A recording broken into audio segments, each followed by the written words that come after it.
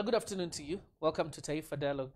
It's a Tuesday. According to my watch, it's about 17 minutes after 3 p.m. And our conversation today measures on what is happening in the country. It started over the weekend when we saw Cabinet Secretary Fred Matiang'i and Cabinet Secretary Mutahi Kagwe and Keriako Tobiko in Kajiado. The things they said there. A day later, Keriako Tobiko would boldly call the Deputy President a clerk. The Deputy President appears to enjoy it, calls himself the People's Clerk. But yesterday, things appeared to hit the roof when Oscar Sudi, the Member of Parliament for Kapseret, and the Member of Parliament for Murua Dikir, Johanna Ngeno, appeared to direct jibes at people probably who were not in the political scene. Is it a carte blanche from both sides in that each side has unleashed its dogs, or what you would call its foot soldiers, on each other? Is a question we ask tonight. And let me introduce the panel very quickly. I have Kamau Mutuota, who is with us in the studio. I also have Dr. Mogwero, who is also with us, and Kamau Wakamau, who I'm sure will be holding forte for President Uhuru Kenyatta and his forces. So very quickly, let me start with you here to say hi. We go to Daktari, then to Kamau, and then we begin the conversation. Thank you. Hi to viewers and those who following us online. I'm ready for the debate today. It's a good day. Karibu sana. Welcome. Ahead, Dr. Mogwero. Good afternoon, everyone. I'm happy to be here. Yes. I'm representing from the nation called Kenya. Yes. And we are ready for today. Okay. Thank you. Come on. Good afternoon, viewers. Welcome to Taifa Dialogue, and join in our perspective, and let's have a discussion. Okay. Of course, I know where Kamau Mutuota stands and where you stand. So let me start with Dr. Mogwero, perhaps to even start us off. This conversation we are seeing, would we say then rightly say that both sides have unleashed their attack dogs, or what you would call foot soldiers, on each other, as it were? I would be inclined to overhaul the whole statement in a nationalistic view. Okay. What I would say is we need to draw a line between what we say, what we mean, and what the people will believe. Mm-hmm. And one thing that comes to my mind is the power that brings on this nation called Kenya. That is our constitution. Mm-hmm. We have laws that guide what we say. We have guidelines that tell us we have a line that we do not cross, and that is called the public defamation law. Mm-hmm. And we should not segregate who says what and when they say. Mm-hmm.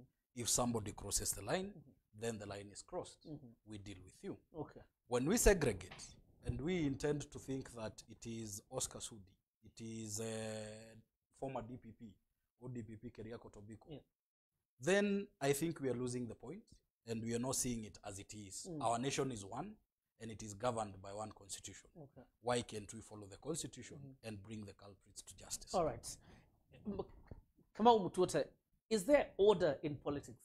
Are there areas that are supposed to be no-go to? Like, once you get here, you don't cross the line. Currently, I don't think that we have such opportunities now. Okay. Because when we start, all right, it's the thing that have been cooking always and known. It's not a surprise to me that the whole CS would call a deputy president, not appointed, elected, just a clerk. This shows he is here, or the information that he had, he got it from somebody. This has been happening with Murade, Aturi, and we think that now because Johanna Ngeno and Oscar Sudi have spoken so deeply, that is the time that we are in a mess. It started long ago. Does it justify then what Oscar Sudi and Johanna Ngeno spoke about yesterday and over the weekend? From my own point of view, yes, it justifies. It does? Yeah, okay. It does. Okay. Why? The relationship between Uhuru and Ruto, yes, it was so permanent that we never thought that we could be where we are. Who are the others of what Johanna Ngeno and what Sudi are? The thing that they are speaking. There are those who say these were people who were sent by the deputy president himself. If they are, who has been setting Morade, Atuari, and the rights? It's a fair question. Yeah. It's a fair question that you ask. Kamau, I was asking whether in politics there's a line, and I'm sure you've done campaigns in Kangema constituency. Is there a point at which this is a no-go zone? Yeah, there is. When we were doing campaign in our constituency, Yes. Kangema, from where I come from, there are things I could not have been associated with. Okay. Because I knew that my parent, my mother, and my father lives there, and they interact with people. So even if I was doing what in everything I was saying and whatever I was doing in any association, I minded that that what I was saying should not get to my father that can break his heart. Okay. Because he didn't bring me up to be such another guy. I should represent him, especially him, because I'm a man, in whatever thing I do and whatever thing I say, and even I should be a mirror, maybe towards him, or anyone who sees me, sees my father. Because you've asked that, and I wanted to return it to the genesis of all this matter. Few weeks ago, when we were in this here, Yes. I noted on some things, and I said, the way you've seen the Senate disgracing, and I said, in that Senate, there are agents sent by someone. Yes. And I noted Kithure Kidiki and Murkomen, and I said, they are the agents of confusion. Why Kerieko Tobiko, that's why I'm coming in as a CS Yes. for environment, why he was so angry on what, why he was saying about the clerk, Yes. but he meant the deputy of the president who should be sent to do, because he's deputizes the president, is because Senator Murkomen, who is being praised by young people, had gone on a live TV and was talking about how the Kenyans don't mind whether the president will build any road, any hospital, any school, maintain security as a president, if that's his legacy will only be seen as how he treats the president, deputy president. And remember, the president doesn't have any problem with the deputy president. Okay. We've not seen them exchange words or through each other somehow. But You're telling us he doesn't have a problem with his deputy? that's what I'm coming to that. Okay. Their differences are not on air like we are on air now. None of them between the gentlemen have come out to attack each other. Okay? And what we've seen with the leaders from the Rift Valley region is that they are so much entitled. And that is the element and the challenge of young leaders. Because they are full of themselves, disregarding everything that has been set in this country before before colonials, even now. And what Mugwero is saying, he has said it so well. Let's know when you've crossed the red line. Okay. And that the law of defamation, especially concerning someone's parent, it's not just justifiable at any point, at any day. If someone is someone's mother or father should be kept out of this. Okay, and we'll get to that a little bit later. But Dr. Mugwero, because Kamau appears to suggest that this gentlemen have not fought or exchanged words directly, but we've seen their foot soldiers doing it. For example, let me just, because Kamau appears to say that the reaction by Kerieko Tobiko was as a result of an interview that Kipchumba Murkomen did. But even before that interview, there was a meeting in Kajiado bringing 3 CSs, and all of them appeared to direct their vitriol against the deputy president. Let's start from there. Has the president unleashed his cabinet against the deputy president? From a peasant's point of view, Yes. the president and the deputy president are not reading from the same page. Okay. From a peasant's point of view. All right. And we, the young Kenyans, we know that. When we come to the feuds between the CSS and the Senate and the other people, it raises eyebrows. Because even when we look into history, everyone has their supporters. Yes. And whenever anybody feels threatened, they'll come out and attack. What though I do not prescribe to is the dilly-dallying we are seeing with these people. Today it is proponents, the other day it is opponents. We are pushing this nation into a volatility that we do not expect to go through. We are just healing from a decade of having issues with our tribes. 0708. Yes. Why then do we have to spiral down to the similar route, having people who want political seats and who are geared towards political contest, dividing our nation? So it boils down to the point where we peasants want peace. We little Kenyans, people who need to do their businesses, people who need to go to work, need their peace. And where is this peace coming from? Getting all these leaders to shut up and getting all these leaders to gear on towards providing for this nation and developing this nation until we go to 2020. All right. I want us to deal with the president. We'll come back to the deputy president.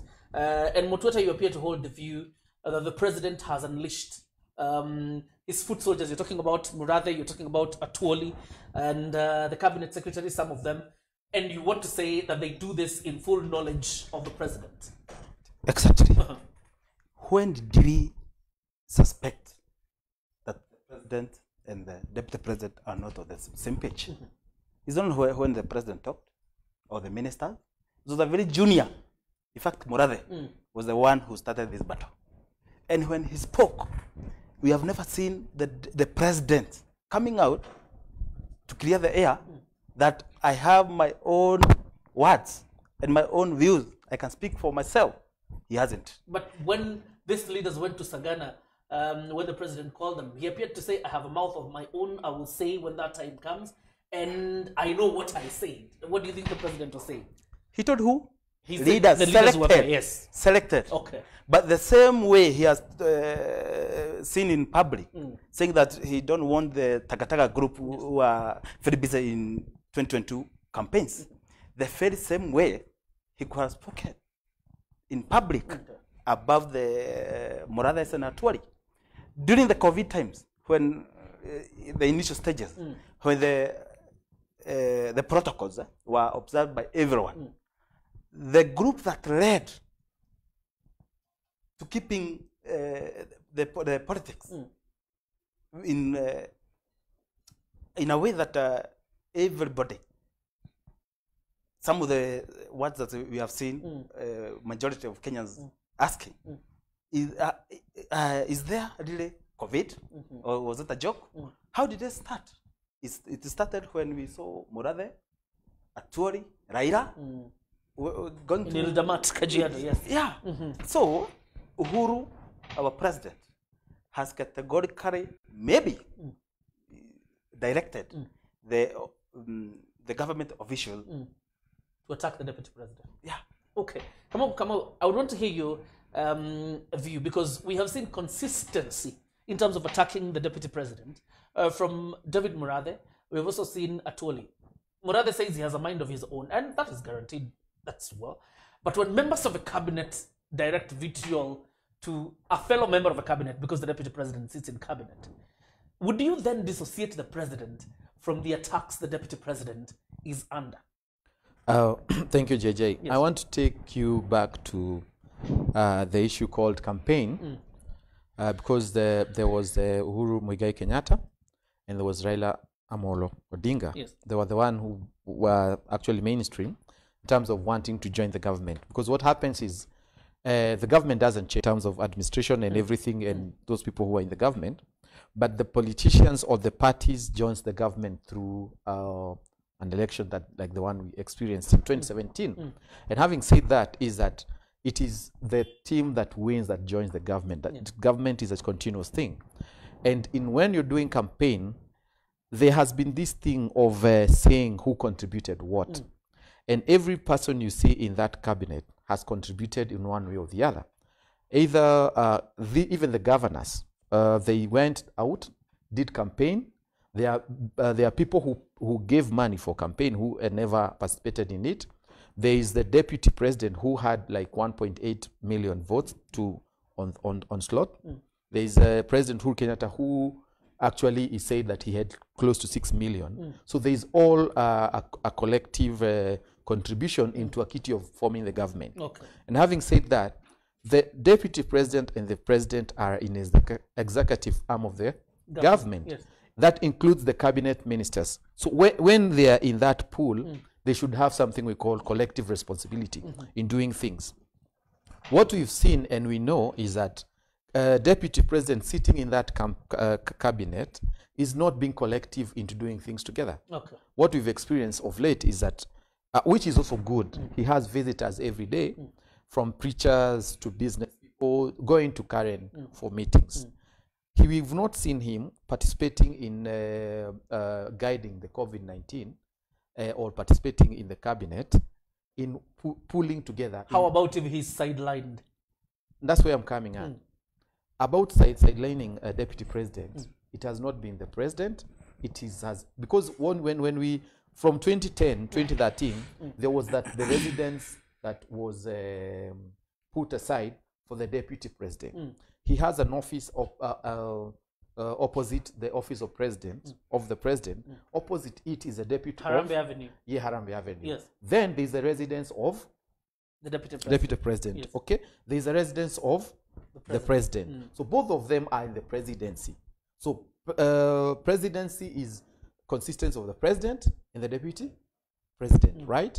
So deputy president has prerogatives to whoever want to go and see him should go and see him. Whoever want to go and see the president can go and see.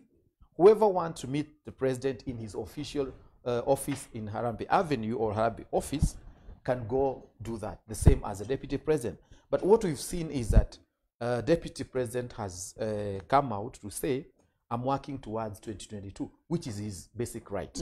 Okay? But what we cannot allow is that those people who support him tends to put insults on the President Uhuru Kenyatta as a person. And we'll get to the insults. Just a minute. And his cabinet. And now these cabinet ministers are not just people you see and say that they're just cabinet And we will ministers. talk about the deputy president and his foot soldiers and what they're doing, their Yes. demeanor or misdemeanor. Yes. But I asked a very specific question. Yes. Do you think these people from the cabinet, the Murathes, their Tolis, have been unleashed by President Uhuru Kenyatta on his deputy? Number one, Yes. Murathe, Atwoli, and whoever you're mentioning are not in the cabinet. The other day, Murathe said, me, I have got mind of my own and have interest in this government, as well as Kamau, who is talking here, has interest. He's not, but he's a the close government. associate of President Uhuru Kenyatta. They are friends, he said. And the other day he was asked, do you speak with the president? He said, I can't remember when the last time we spoke. No, he didn't say that. Not this interview that was. Yes. There's a time that he was interviewed. If you check on what is happening in the media, he said, we regularly talk. Let me ask you a question, Ask a me. very straight question. President Uhuru Kenyatta actually issued a warning, I think last year, but one to his cabinet that he Yes. doesn't want. In fact, that time I remember he was going by road to Arusha for an East African community meeting. And a cabinet meeting he had held, he had actually warned straight his cabinet ministers from engaging in politics. Yes. The fact that his cabinet ministers are engaging in politics, is it a defiance of a presidential order, or is it because the president has sanctioned what they're doing? In fact, it didn't start there. When they got this government, it started by telling them, can we just stop all the politics? Actually, in his cabinet includes who? Deputy president. And was told, wacheni kutangatanga huko. Okay? Wacheni tufanye kazi. Kwanza, alafu tutaenda siasa baadaye. But what deputy president did, he came out guns blazing. And he went doing politics. And he was told, let's first concentrate with these 4 agendas we have. Come on, you're not answering my question. I am answering. You're I'm not. answering it because I'm saying the defiance of the president we've seen firsthand with the deputy president. And I agree. As a deputy, The point you're making is Yes. the deputy president defied the And president. at that point- and that is guaranteed. You another made po- that point. But I'm asking you a very specific question. These people attacking the deputy president, Yes. have they been unleashed by the president? now on the issue of the cabinet, you want me to say that. Yes. It's because when the president realized that the deputy president who he told don't go politicking, and he has gone all the way to politicking, he changed his cabinet and he gave much of his mandate to Matiang'i. Yes. because he realized deputy president is on not to doing work but to politics. Now, because we are nearing 2022, we can as well go to politics. Okay. So if the president has told this cabinet, can we call order?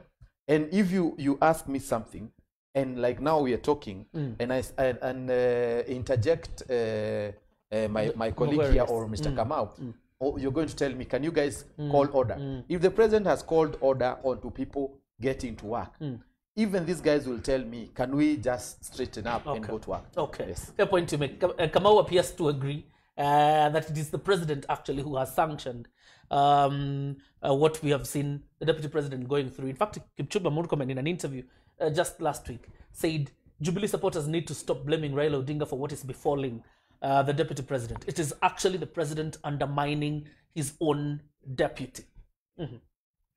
Interestingly, I would like to totally go against what Kamau has said. Okay.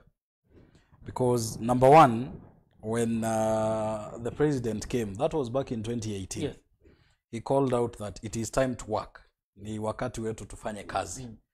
And then ikifika wakati ya siasa, in his exact words, ikifika wakati ya siasa, pia huko tutafika na tufanye nini? Na tupige. Later on, the deputy president would go and commission projects. Yeah. And that is what in probably Kamau's view was politicking. We have seen those projects stall. So the questions we start to ask, is the president totally undermining the deputy president? As you had said, to me it would assume to be a yes. That the president... If a project is budgeted for, yes, and you know before you commission a project, it has to be budgeted, it has to be approved, and it has to be taken through the necessary documentation. Let me give you an example, Dr. Mugero, because you've spoken about the deputy president commissioning project. Yes. There was an irrigation project being done in Busia, a rice irrigation project. When the deputy president went to commission that project, the PS for irrigation, water and irrigation, then who is PS, what is his name? Irongo. Yes. Was not aware. The technical guys in the ministry were not aware. In fact, according to PS Irongo, that thing was not in the budget. Would you then just exclusively blame the president and not say the deputy president has also been in a hurry to commission projects, probably not even commissioned in government? I think I would argue that into one sentence that he said. Mimi ni mtu ya rais ya mkono. Mtu ya mkono ya rais. Yes. Yes. So if somebody would tell you nikuja nikueleze mimi ni mtu ya mkono ya Kamau. Whatever I'll come to tell you, who does it come from? It comes from Kamau. Yeah. Because mimi ni mtu ya mkono ya nani? Ya Kamau. But you can also so it should be so absurd. It should be so absurd to see a whole PS and probably some other ministerial guys. And probably, to say the least, the PS is interested in politics, right? So even why would we be having a PS coming to claim that si mimi sikuwa naelewa na mtu ya mkono ametumwa kazi? For deputy president to go to an area, you understand that the regional administration has to know. The president was in Nyandarua. Hold on a minute, come out, because I want to execute this point. Okay. The president was in Nyandarua just the other day. He went to inspect projects. And he said, Aduarea Domaga, the people I send, I've realized, they actually come back to lie to me. They dupe me. Mutu ya mkono hapo alikuwa ametumwa na rais. Very good point. Kwa sababu katikati ya mtu ya mkono, and I revert back to the clerk. Yes. The clerk point. We had Keriako Tobiko say he's also a clerk. So kama tuna classify watu ya mkono, kwa nini CSP asikuwe ni mtu ya mkono? In this point, we were never specified that it is the DP. It is my direct junior who defied.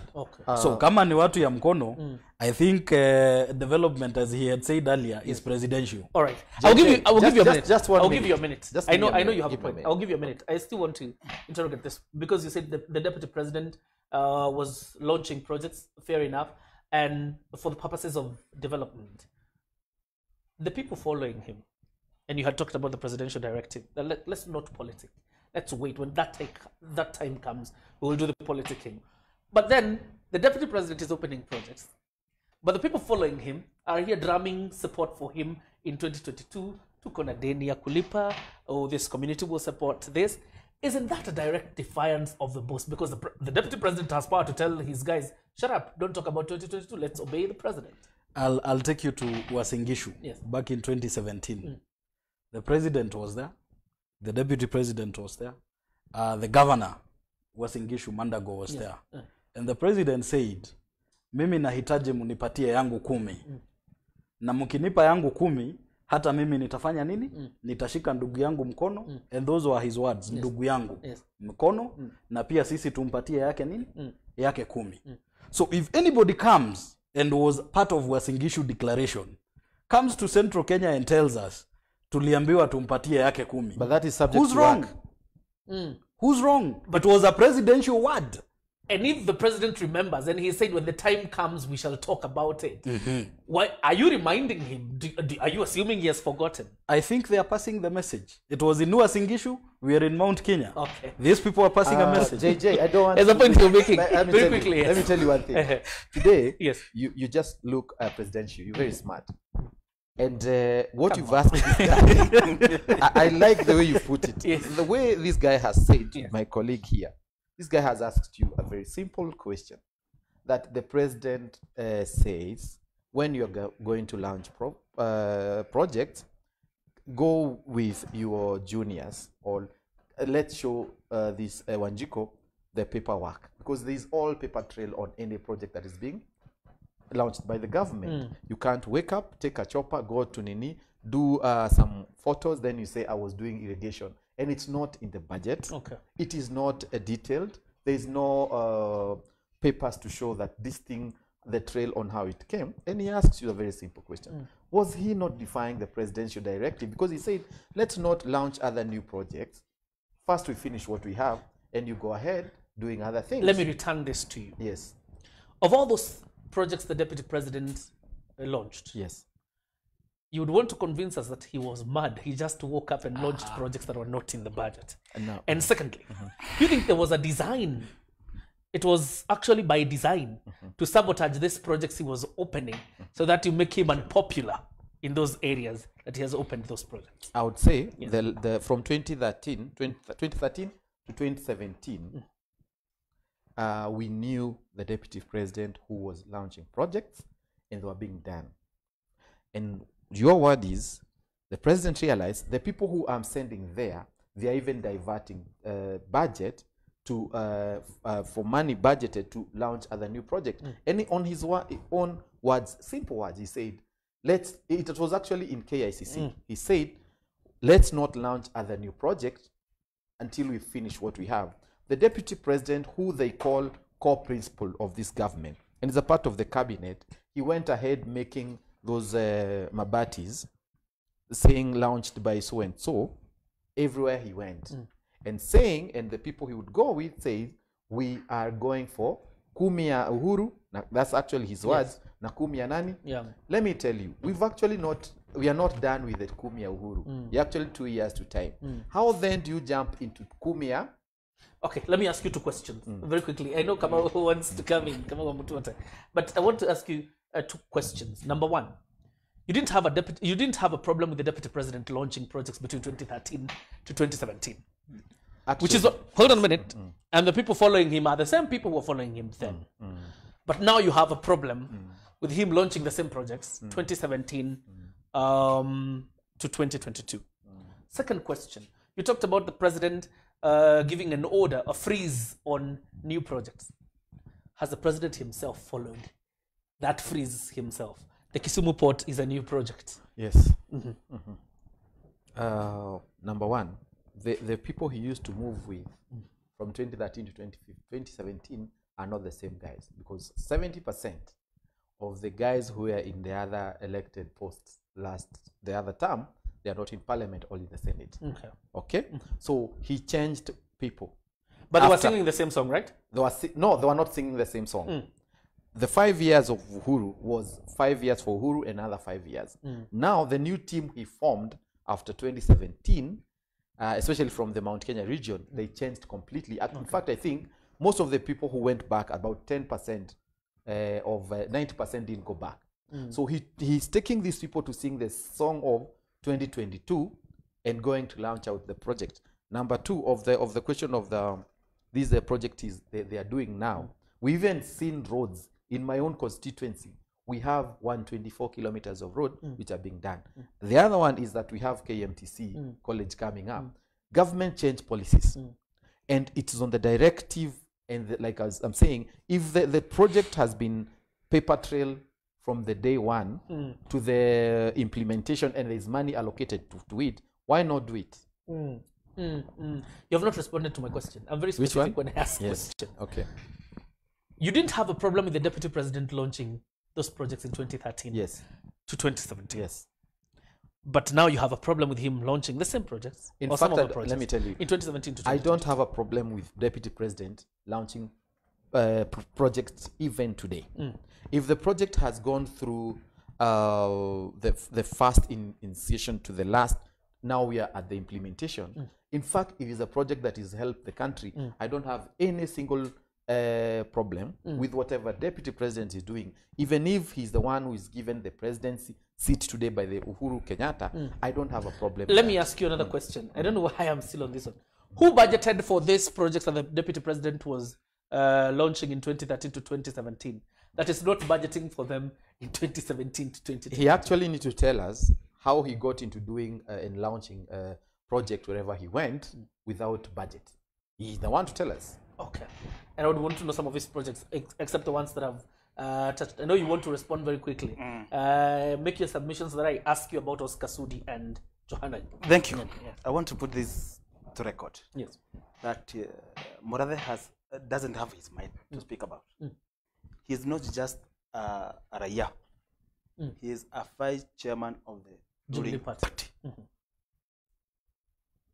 The party that sponsored Uhuru Kenyatta and Deputy Ruto to the government. So whenever we see that the Murathe speaks bad about Ruto, that's president speaking. The second thing you talked about when President visited Nyandarua. Yes.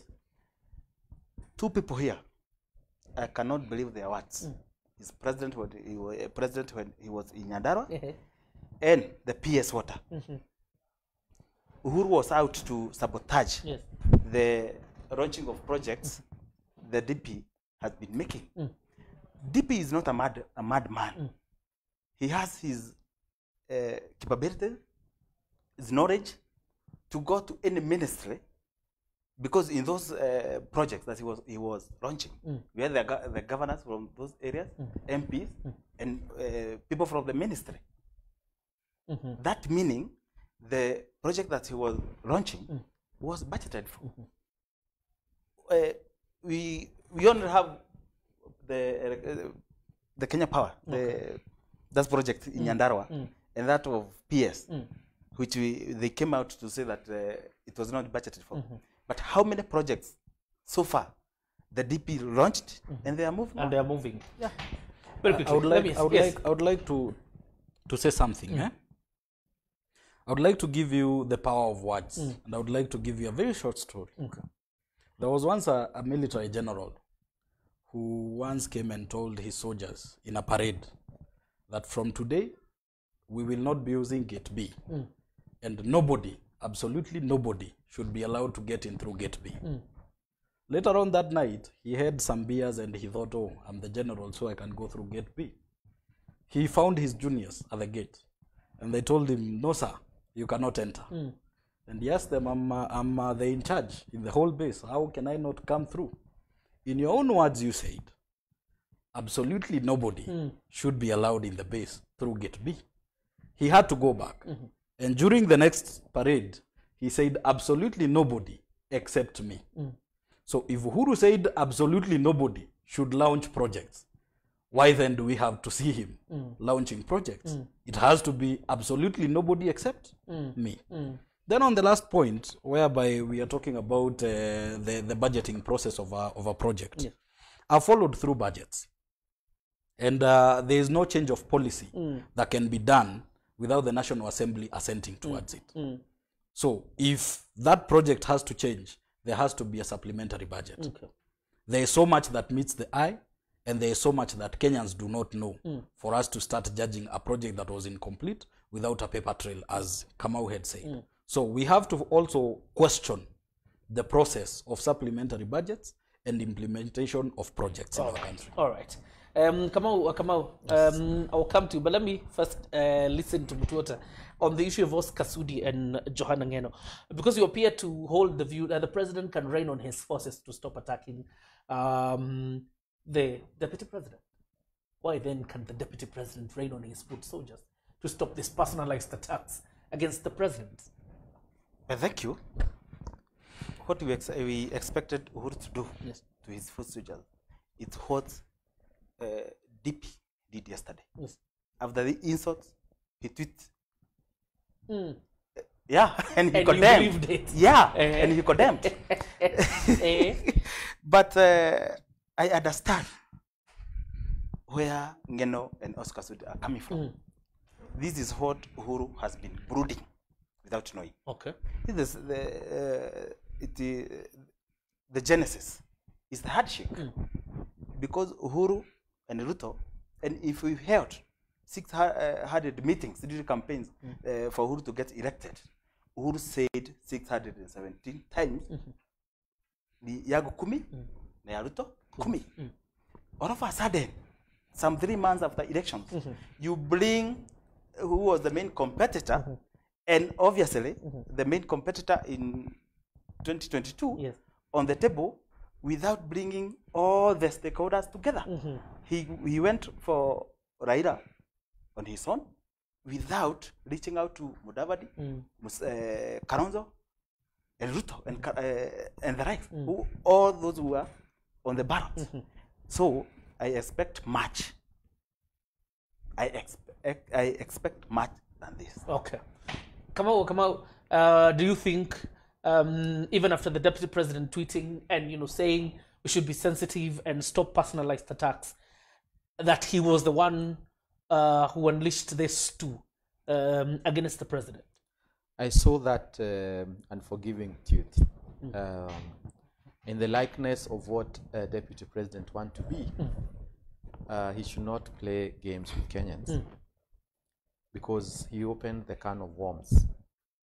And as I was coming here, I talked to a gentleman and he told me he opened the old wounds that has been existing since 1992. That, actually, I would take it back to from 1978 when President Kenyatta got into presidency. There was some maybe foreseeing Kikuyus who said President Mo is not fit to be the president of this country. The Gorongos. And it wasn't in 1982. Because in 1982, that is when the coup was planned and a successful one. But I don't want to get into that emotive way. Yes. Because it's going to raise a lot of emotions. But I'll tell you, I'll talk to my people from Mount Kenya. Yes. We have a chance to elect a president come 2022. And the choice is all ours. We've seen things. We know what we know. We know what we've experienced. We know why we are here. It is our choice to choose between.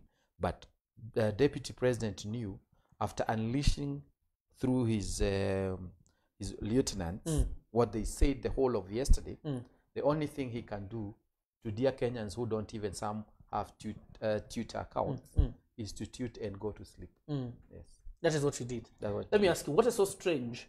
President Uhuru Kenyatta once quipped, ICC tianyo kwa.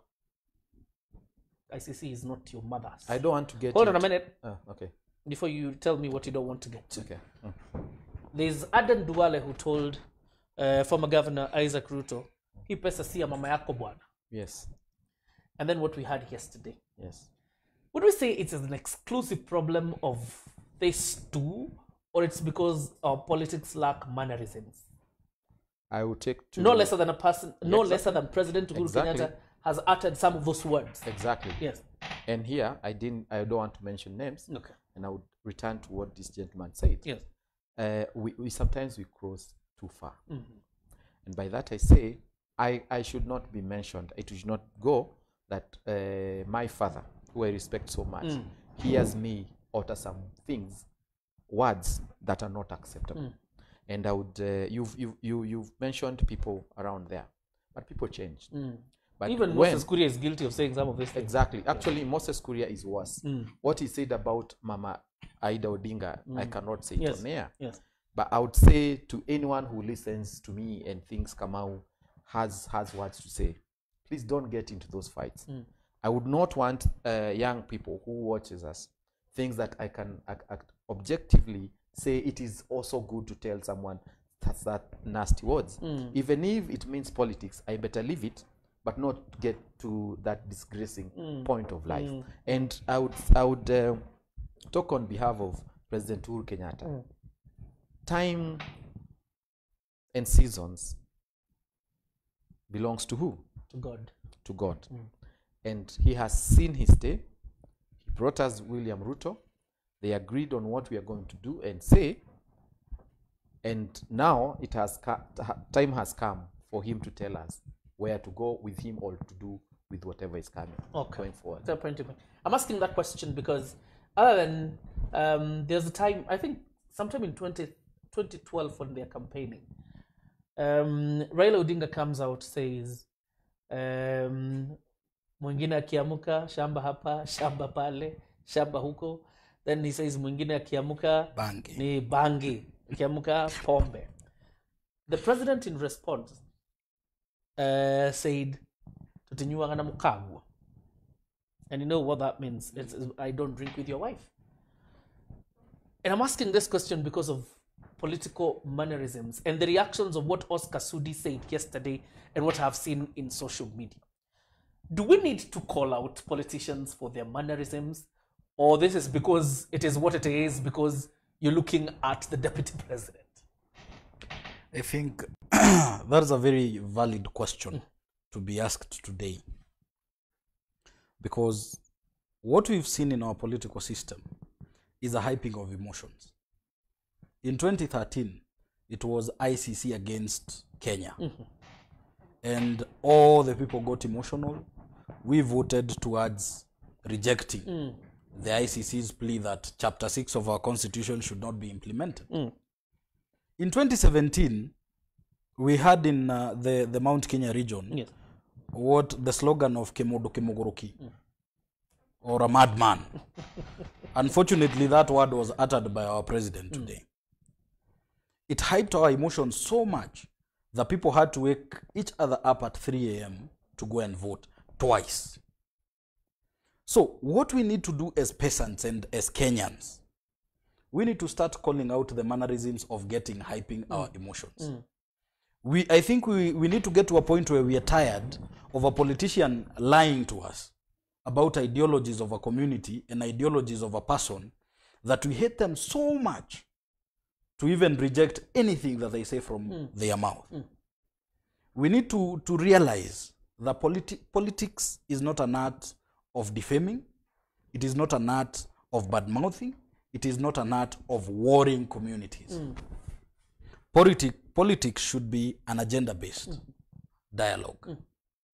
And until we do that, and we stand up as Kenyans and start calling out, and I think we should declare this today, politicians should watch what they say because it is at the expense of poor Kenyans.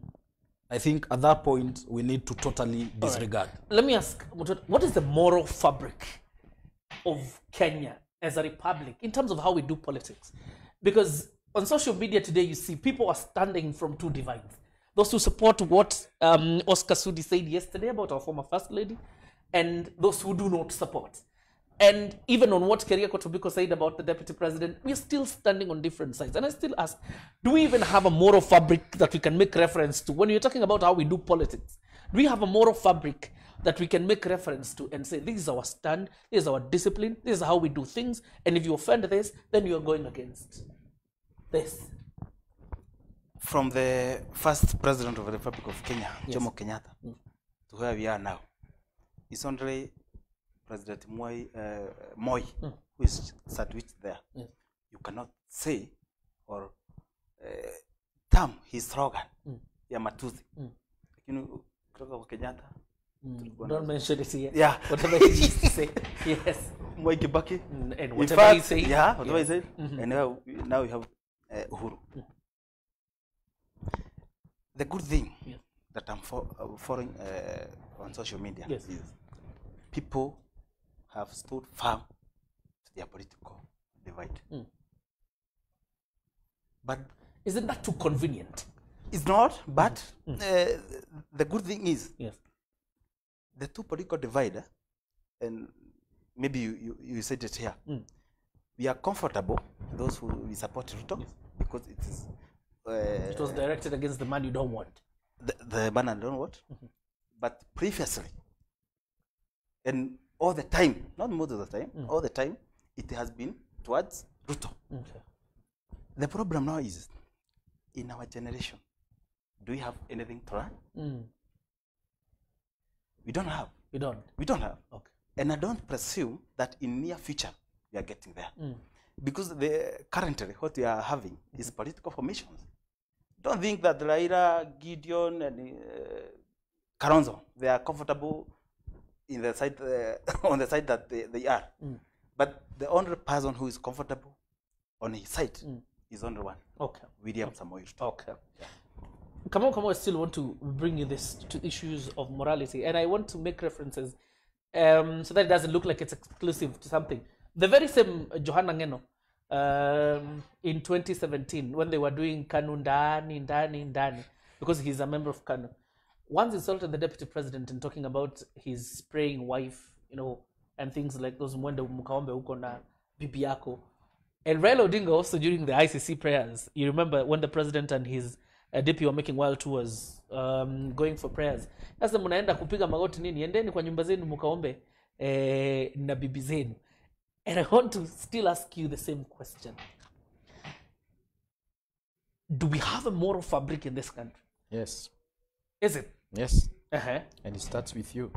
Okay. What you hear, what you interpret, and what you want to tell others depends on you. Does it make to politics? Does Sorry? it extend to politics? Life is not about politics. Life is about yourself, what you do, and what influence you want to live here. Yes. So on this political side of Akina Jonah, it's called Johanna. Or Johanna Ngeno. Johanna Ngeno. Yes. I saw another video he did on social media telling Uhuru, William Ruto, you'll be seeing that presidency in television. And that might come to pass. Because after saying that, if William Ruto listened and he had the council of the elders, if he ever does at any given time, he could have realized that is not the best Isn't person. this why I'm saying politics is so convenient? Now you appear, Now, hold on a minute. let me You finish. appear to believe what Johanna Ngeno said then. Yes. But Johanna Ngeno, the same person who said that now supports the deputy president, that he was talking about kuonea presidency kwa TV. Let me tell you. But you agree with what he said then, but you don't agree with what he I'm said saying this because over the weekend. I'm saying this because Yes. I'm a Christian and an African. When we were growing up, when we were waiting for our parents to give us food, we would narrate. We were narrated stories on what was happening, Yes. and that was a way of getting to know our history somehow and how to relate it with life. And it came to pass. Okay. When you're reading the Bible today, the Bible has stood the test of time for many, many 100 years, right?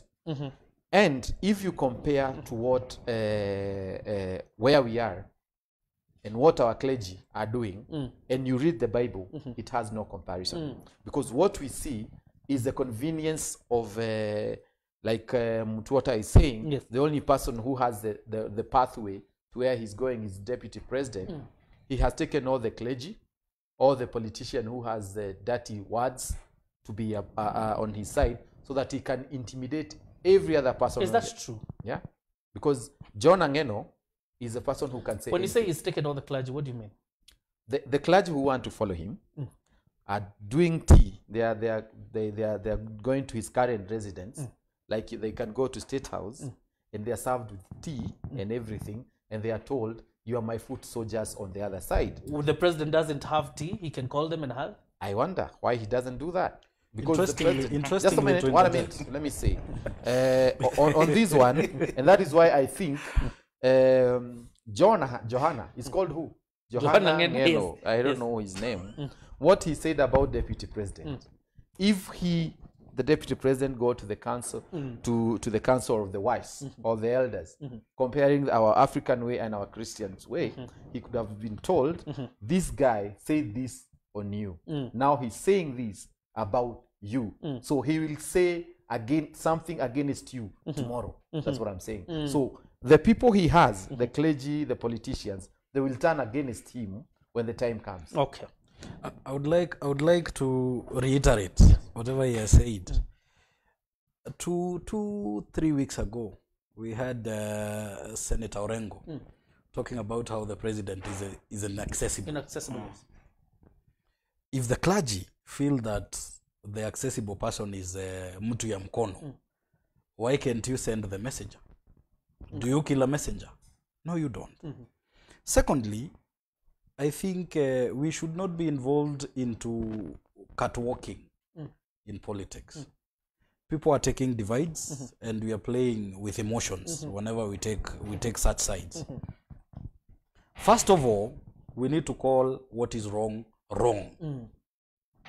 If Babu Owino insulted the president, if Johanna Ngeno insulted anyone, Oscar Sudi did the same. And the president has watchdogs. Where is Murathe? If the deputy president has people who talk trash, where is Murathe? So he also has bad people. Let us first eliminate. And that is where at the beginning of this debate I told you that we need to draw the line. If you support the president or not, if you support the DP or not, if you support the people or not, if you cross that line, there are consequences. Now you're supporting deputy president for what? Until then, when we draw the line. Why Hold on a minute. No, why are you I'll give you supporting time. I'll give you time. Yes. Say why someone should support the deputy president. We should. No, we are not speaking about supporting the deputy president. No, he's All the saying about. he's out of we're order. talking in the context He's out of of the order. insults we are hearing. Okay. So Now, hold on a minute. When you cross the line, and this is the point I want to make, when you cross the line, there has to be consequences, whether you support who or you don't. All right. And we need to get that into a consensus. Whether you support the president, whether you support the DP, whether you support supporting the people. DP for what? For whatever reasons you deem right. No, why would you And the support? president should read that. And the president should understand it. Let me ask you, because you've said there are consequences, Dr. Mugwero. Yes. Are those consequences being visited on both sides? Because today the Director of Public Prosecutions, Nuruddin Haji, has approved charges of incitement against Johanna Ngeno, the MP for Emurua Dikir. One would ask, that was a little bit hurried. You're quoting the National Cohesion and Integration Act. That means then this process should have gone through the NCIC to recommend charges against Johanna Ngeno. If we peruse the books of history, Yes. The CS, Keriako Tobiko, was once an ODPP. Yes. And when he was the ODPP, there were several cases forwarded by NCIC. Back then, I think we had the Bet. Yes. He was the chairperson. Those cases never saw the light of day. You're talking about NCIC? Yes. Then it was Mzalendo Kibunjia. Kibunjia. Yes. The cases never saw the light of day. Today, we have people who are committing atrocious comments and atrocious moves that can even ban this nation. Yet, action is never taken. Okay. And I revisit the question to some years back. Babu Owino is still an MP. What's the value of Chapter 6 of our Constitution? We have Gladys Wanga, who's receiving the presidential commendation. Where is the value of Chapter 6 from a woman who said that even if Uhuru would win, she would strip naked? Now, we are comparing somebody who calls a president mtoto ya whatever, I wouldn't say the word, and comparing it to somebody else who also raises the same insult. And this begs the question, where do we draw the line? Right now, justice is served to one who is not powerful. Daktari, just let me respond to that one. Let me tell you about the history of this country, because you're going back to the history books. Stripping naked for Kenyan women does not start now. It started in 1922, when they realized the men they have, they don't understand and they don't know what is happening in this country, that now we are praising people from another region and forgetting where we are and where we'll go home. Where are you? I mean, in Mount Kenya. Actually, I talk on behalf of actually my clan, my village, my location, my constituency, my county, And this conversation my is country. national. Yes, my country.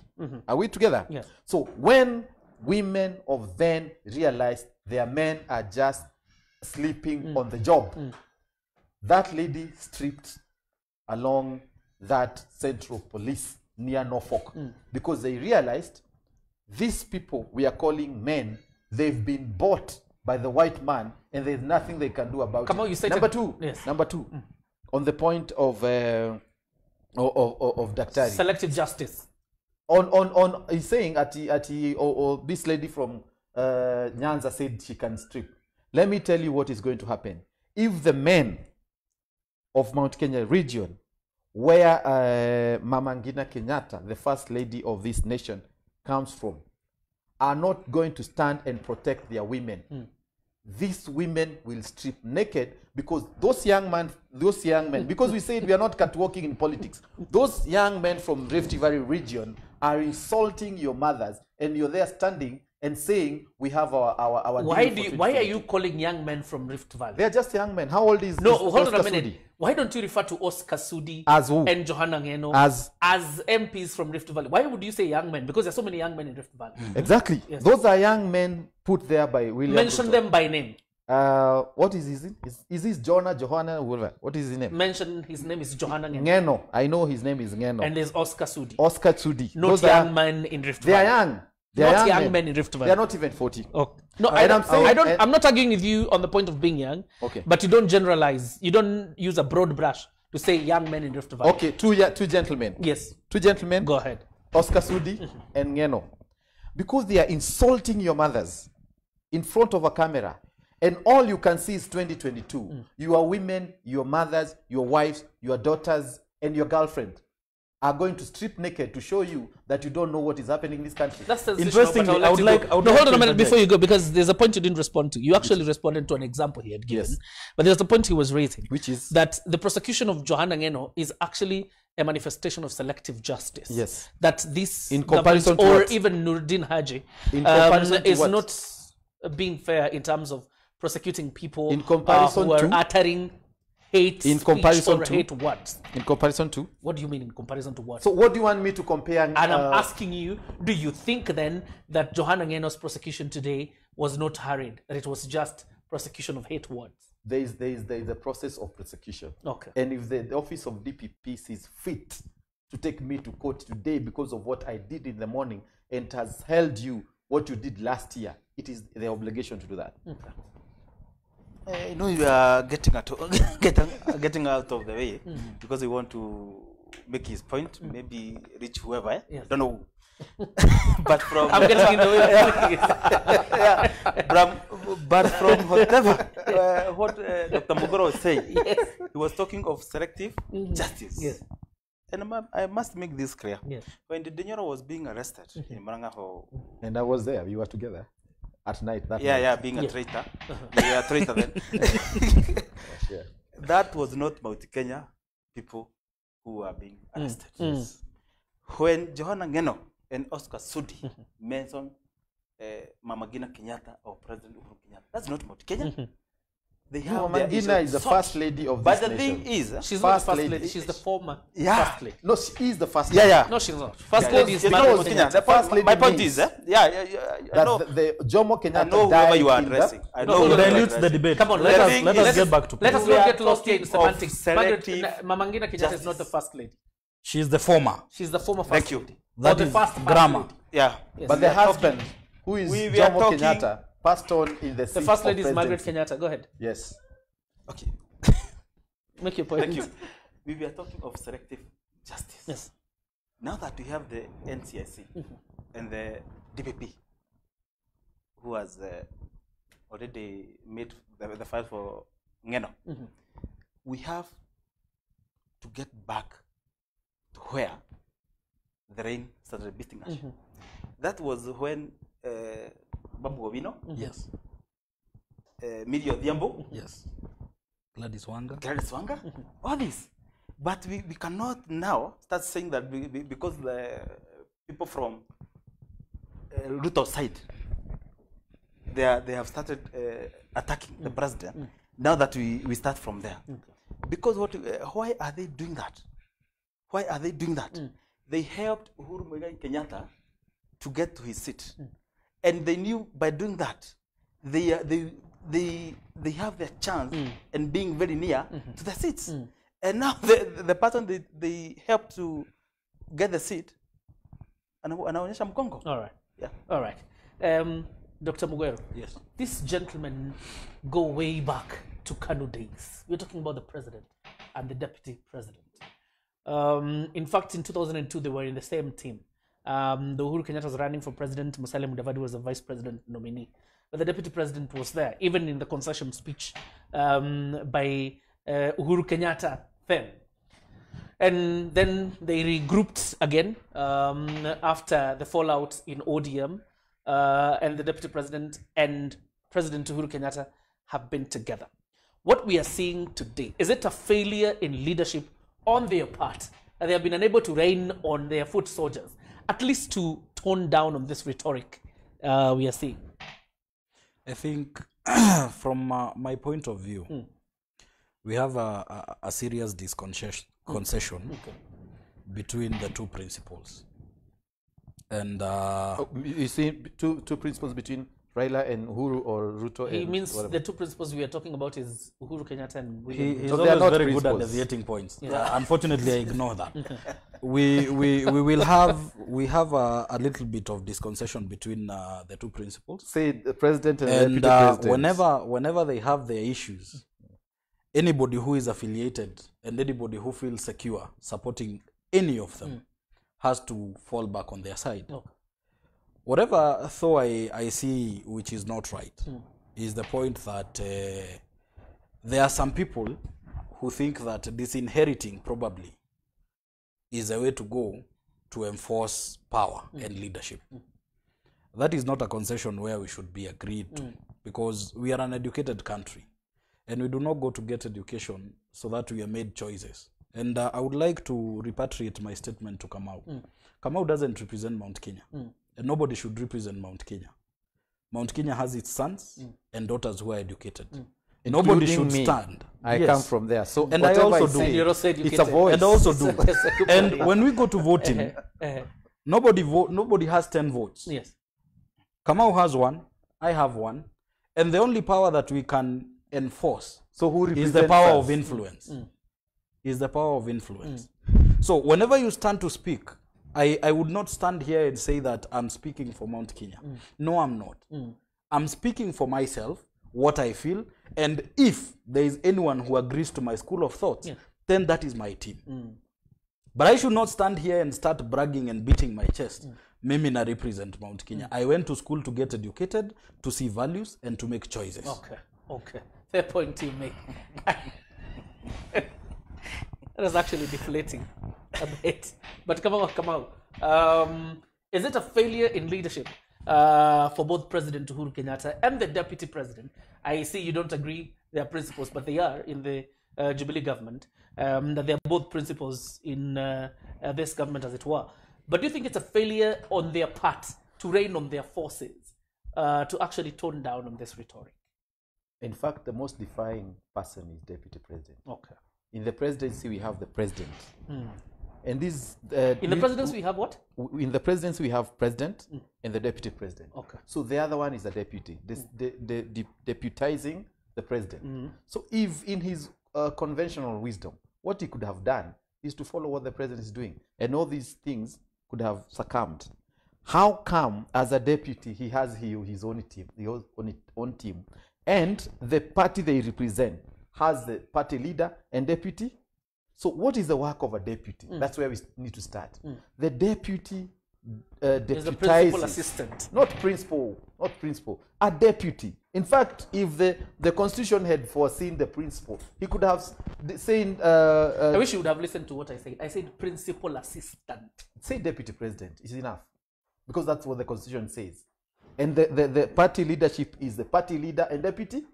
So where are you getting the principal part? Kamau, you appear to No, let me be finish. the only visitor in Jerusalem. Exactly. Yes, exactly. because he's Because a I don't principal want to give assistant. all the credit to this guy. Don't give credit, but To he's a William principal Ruto. assistant William to the Ruto president. should follow, and if he's not, he doesn't want to follow what the president is saying. Yeah, he should actually ship out. So let me ask you. So if the deputy president reigns on his forces and he stops doing those things that you're talking about, Murades and the Atuolis will immediately cease attacking. Let me tell you, you actually need to understand and know the power the president has. The only person who has defied the president is deputy president, no other. Because every other CSs or even, I remember there's a time the other principal of ODM on the other side, who they got handshake with, Raila Odinga, was called by the president from Narok. He left everything he was doing to go and hear what the president is saying.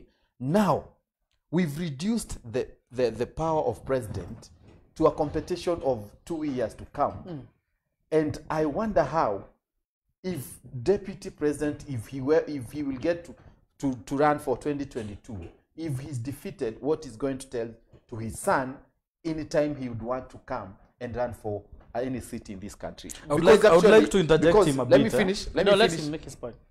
Deputy president has divided families, clans, locations, counties into different functions.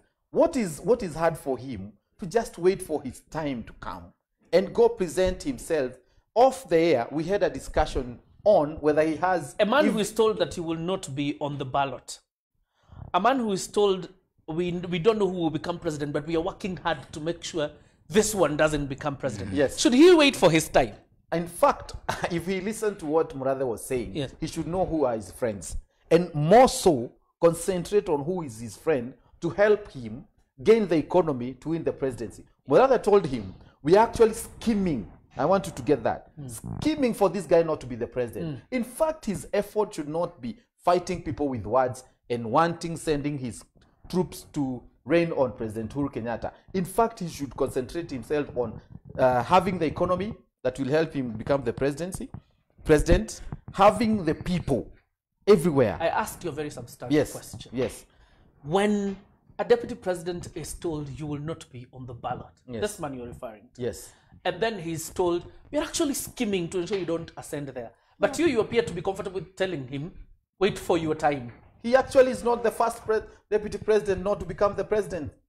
In fact, the only two people who have become president in this country, having been the deputy president or vice president, is only President Daniel Arap Moi and Kibaki, after going through hardship to become the president. So it is not so unusual thing for him not to be the president. In fact, you're out of context.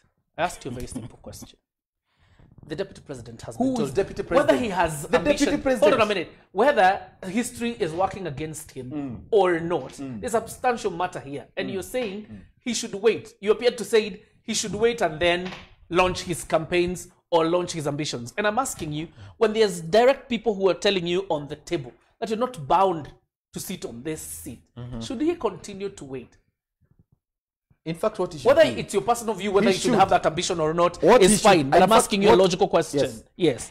Should he continue to wait when it's clear that there are people who are placing odds against him? In fact, what he should do, he should actually get out of the government and prepare he should get out of the government, prepare to become the president. All right. You make a fair point. I would like Hold to on a minute, I'll interject. give you, but I want to hear Kamau's view as regards the lack of leadership between both the president and the deputy to rein on their forces, to tone down on the rhetoric we are seeing. Obviously, I don't expect that from William Ruto, because Uhuru is going for his second term, and there was an agreement that is ni kumi. When did things went haywire?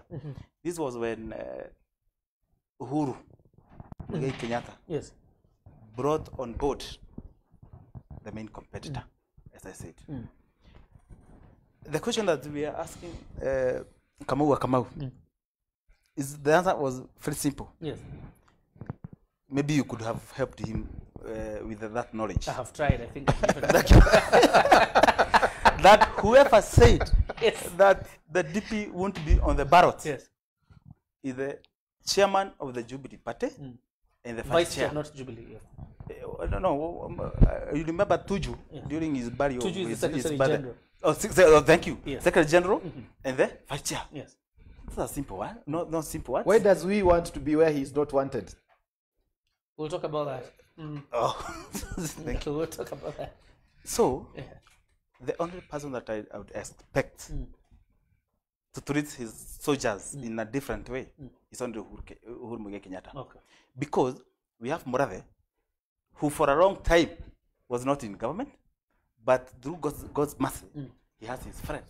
Because the relation between Murathe and Uhuru, they are It goes friends. way long. Yeah. Very fast. And that is called They are- good But let me friends. ask you, you appear to suggest that if the president reigns on his forces, then this noise will stop? Yeah. Why? During his first term, we had many PGs. But since they were elected during this second term, they have never sat Let me ask even you a single day. a question. Kipchumba Murkomen, the former leader of majority, was the first person to call the president bluff on the reorganization of Nairobi County and its transfer of functions to the central government or the national government. That had nothing to do with the rivalry between the president and his deputy. Why do you want to assume that once the president reigns on his forces, people like Kipchumba Murkomen will stop criticizing the president? As a wise person, you cannot face it head on. Like now the Ngeno and Sudi have done. They must orchestrate somewhere. Ndio kama kuna kitu imefichwa, tuanzane kwa ubali, lakini sio direct. Quite interesting. Make JJ, your point. I After think a I minute. think Hold on a I minute. think I think I would like to reiterate to what Kamau had said. Yes. I would like to refer him to Article 143 up to Article 147 of our Constitution. That is where the mandates of the president and the deputy presidents are well clarified. Secondly, What does it say? Tell us. about now you were arguing about principal No, you assistance. say- I say think he's so that the educated, audience right? can know what it is. He has the right to read. Now, No, say because the audience next has, we have 10 want to minutes. know- Eh? Next to the issue about having the deputy president calling off his dogs, as they're called, and the president calling out his mongrels, as they're called. We have to watch out the political arena, because politics is an art of skill. And I think Robert Greene had gotten it right by giving out the 48 laws of power. So whenever we look at things politically, there's always a side that wants to be upper. Okay. Also, on his point, remember that Jubilee was formed by uniting parties. Uhuru never came up with Jubilee and appointed Ruto to be his principal assistant. URP came in, UDF came in, TNA Bas. came in, and those parties merged. So there is no way that you would tell me that Uhuru has the control of the party No, he has. without having the consensual agreement of URP, UDF, NAC Kenya, and whatever else that brought in. Now Kenya is not part of Jubilee. NAC, it was NAC, right? Yes. And whatever else that brought the Jubilee Party. You have to But get let me ask you, consensual because agreement. you're also making a point that I would want because the president, when UDF, Tip, and the other parties collapsed and became Jubilee Party, it ceased being UDF. The party leader of Jubilee Party is President Uhuru Kenyatta. He's not. There's no party leader for UDF. Hold on a minute. There's no party leader for UDF. There's no party leader for Tip. There's no party leader for URP because they don't exist anymore. Where does he need to seek consensus from? He's a party leader of a Jubilee Party. If you go to a polygamous home Yes. and you No, get, answer the and you question get, about I'm the answering leadership. I'm No, hold on answering a his minute. question. Can you just hold your horses? Yes. You go to a polygamous home And don't and you find seven Hold on, disgrace the let me- polygamous yes. marriage. and you find 7 wives. Yes. You want to buy a parcel of land in that family. Does the husband has to do you just construe that the husband will make the decision on his own and come and tell you have to get this piece that is close to the river and then you can continue farming? There has to be a consensual agreement because each wife has a son and probably each son has another family. That does not apply in politics. So it does. In no, fact, it doesn't. No, it doesn't. You come to Mount Kenya. Let me ask you, because we are giving examples very quickly. We're giving examples that may not apply here, and you're talking about a family setup. But for UDF to sign that agreement a to dissolve the party, tip. What is the other party? PNU? No, URP. PNU is there still was intact. TNA. Bus. There was it's the party was looking Bus. for the Bus party. When all of There them was GNU. agreed to merge and become the Jubilee Party, there was what they were promised. We don't know whether it came or not. But you were making a point that the president was supposed to consult, I don't know, the UDF party leader. There exists no other party leader other than President Uhuru Kenyatta, the party leader of Jubilee Party, because there's no UDF, there's no URP, there's no TNA. So when you mean the president should have consult who is the Jubilee Party leader? Whoever made him. Who? The president never Who made made the himself. president? Did But the he's president supposed to make consult himself? the National Executive Committee, NEC. And there's no NEC for UDF or It's URP. Jubilee. The NEC is for Jubilee Party. That is a very valid point, Yes. and I agree with you. But as I refer back to my narrative. Yes. Whenever you go into a house, there is always the wives, and in this context, we had the likes of Kyunjuri Yes. getting dissatisfied, and now I think he has TSP. Yes.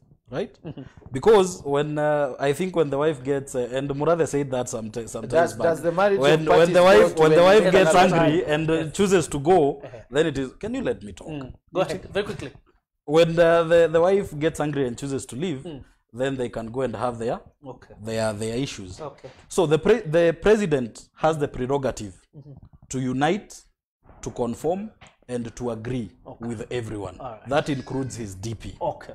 You make a fair point. But I want us to conclude because I think I have about 3 minutes to put this question to an end. You appear to suggest that the deputy president should ship out, as it were. Come out? Yes. Is that your In fact, view? I'm happy that the ODM party today has converged Yes. to talk about the insult that the deputy president is putting to the first lady of this nation. Former first lady. The way we want to call it, Mama Ngina Kenyatta. What is going to happen? It's going to speed up.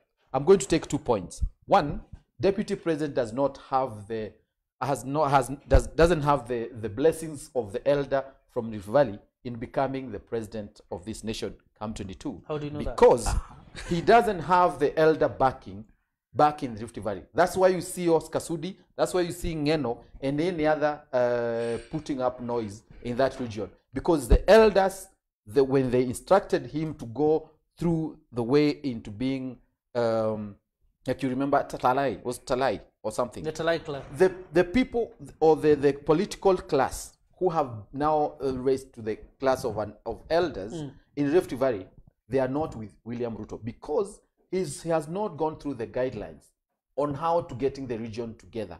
Number two, like I had said there earlier, we are going to see a lot of political input and voices which are not, like you're saying, in moral content, to just disregard the other people so that you look good. And that is what the renew of, what do you call, the William Ruto's side has been doing towards this other. But I have faith in President Uhuru Kenyatta, in what he's doing and his government. And I would call on his troop right now, from the cabinet secretaries to the PSs, to the elected member of whatever, whether it's the Senate, parliamentary, and the county, to stand with President Uhuru Kenyatta. Because that is the only way we can raise ourselves, whether we've performed well in this government or not, that will give a better government when the time comes. Okay. But I'm happy because I know in a period of 15 minutes, and I repeat, Deputy President will be impeached because of his behavior and his troop. Okay. The deputy president will be impeached. Fair point you make. Daktari Mugweru, ODM has said the deputy president should quit government if he feels he's unsatisfied in this government instead of the insults we are seeing. MP Kanini Kega, the MP for Kieni, says the deputy president should actually come out publicly to apologize to the president for the insults we saw yesterday. And maybe one would ask, if the deputy president really feels aggrieved Why can't he move? in this government, because lately he's cutting the the image of a lone ranger. Why not just move? Just leave. I think I will quote his words in Mombasa. Yes. Where he said that the party, the Jubilee Party, was formed by coming together and getting a consensus. And the likes of Kamau and whoever they support We feel support that President Uhuru Kenyatta, not whoever they think they have their no, they I have support. their ideas. I've said it here. I support Whoever he they has a good think name. that will be the president come 2022. They should just ship out of Jubilee. Who go and join the party? Who of whoever they wish, No, who should ship and out then of Jubilee? and then start their campaigns. Okay. The party We are not leader in a cannot period lead the whereby party. we are not The in a deputy period where. must. Can you just shut up? We are not in a period whereby Can deputy we are president- lullabying. Kamau, you will get the deputy Kamau, president. Kamau, you made your point. No, but And he you sa- say he we are cannot- lullabying. he cannot, when he's talking, tell me, shut up. He should withdraw that. Can you withdraw shutting up? Okay, I withdraw. Fine. From that point, we cannot start lullabying people and massaging egos just because someone wants to be slapped on the back of their head. If the people are not satisfied and they are scheming to make somebody not the president, whoever they want to make the president, then let them ship out of Jubilee and go to that other party. Okay. It is not a lullaby. Okay. The people who feel dissatisfied in Jubilee Party should exit and leave the deputy president in Jubilee Party. He's okay. Okay. He's He should comfortable. leave the Jubilee Kamau, what are you party protesting? I gave you because he time. doesn't have the I gave control. listen, Kamau, I gave you time and you said the deputy president should ship out. And why? Hold on a minute. Yes, he should that was ship your out. view. And you Yes. said he should ship out. Yes. He says He doesn't those have who control over oppose, the hold on a party. minute, those who oppose Or the even deputy the president government. and are fronting their own candidate are the ones who should ship out. That was your view. He has his own view. Yes. Give us your view very quickly. Thank But you. we respect that. From the point that Kamau made, Yes. which is very unfortunate, that ODM can converge to plot how to impeach the deputy president. No, he didn't say that. He said the ODM party has actually called on the deputy president to quit. He's not talked about impeachment. Oh, thank you. Yes. It's very unfortunate. The members of the ODM who probably are in that meeting right now is Babu Owino, Gladys Wagga, and Miri Odhiambo. Junet Mohammed. Thank you. You know them. Who have been attacking the president when they were not during the hardship times. But you're aware Babu Owino was charged because of what he had said against the former first lady. Yes. And also Junet Mohammed is among people who had been locked up at Pangani alongside Kina Moses Kuria and Johnson Muthama over the remarks they had made. So make your point. No, now they have become bad good boys stuff. Yes. and girls. But they were charged Thank you. for the offenses they made. Yes. Thank you.